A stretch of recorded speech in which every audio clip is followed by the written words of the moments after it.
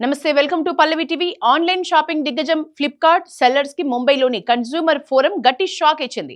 ఖరీదైన Apple iPhone order చేసిన customer కి బియర్డ్ గ్రోత్ ఆయిల్ పంపిన కేసులో బాధితుడికి 1,10,000 అసలు మొత్తంతో పాటు 70,000 నష్టపరిహారం చెల్లించాలని ఫ్లిప్కార్ట్ ని ఆదేశించింది. ముంబైలోని పోవాయ్ ప్రాంతానికి చెందిన ఓ వ్యక్తి 2023 ఏప్రిల్ 22న ఫ్లిప్కార్ట్ నుంచి 1,10,793 రూపాయలతో Apple iPhone 14 pro no cost EMI scheme లో ఆర్డర్ చేశాడు. మరుసటి రోజు డెలివరీ అయిన ప్యాకేజీని తెరిచి చూస్తే అందులో స్మార్ట్ ఫోన్ కి బదులుగా beard growth oil bottle, packing సామాగ్రి ఉండటంతో ఆ కస్టమర్ షాక్ అయ్యాడు. వెంటనే ఫ్లిప్కార్ట్ కస్టమర్ సపోర్ట్ ని సంప్రదించాడు. తనకు వచ్చిన పార్సిల్ ఫోటోలు, అవసరమైన అన్ని ఆధారాల్ని పంపించాడు. రోజుల తరబడి వాళ్లతో పోరాడినా ఫలితం లేకుండా పోయింది. సమస్య తీర్చకపోగా అతని ఫిర్యాదును పరిష్కరించినట్లుగా చూపిస్తూ ఆర్డర్ ని క్లోజ్ కూడా చేశారు.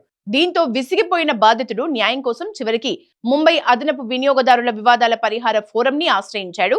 ఈ కేసుకు విచారించిన Mumbai consumer forum Flipkart seller ప్రవర్తనపై తీవ్ర ఆగ్రహం వ్యక్తం చేసింది. కేవలం ప్లాట్ఫామ్ ఇచ్చి వస్తువులు అమ్ముకోవటం మాత్రమే కాదు, కొనుగోలుదారుడికి సరైన వస్తువు చేరేలా చూడాల్సిన బాధ్యత కూడా ఈ కామర్స్ సంస్థలదే అని స్పష్టం చేసింది. కస్టమర్ తప్పుడు వస్తువు వచ్చిందని చెప్పినప్పుడు దాన్ని తనిఖీ చేయకుండా, సమస్యను పరిష్కరించకుండా ఫిర్యాదును క్లోజ్ చేయటం తీవ్రమైన సేవా లోపమని కన్స్యూమర్ కోర్ట్ మండిపడింది.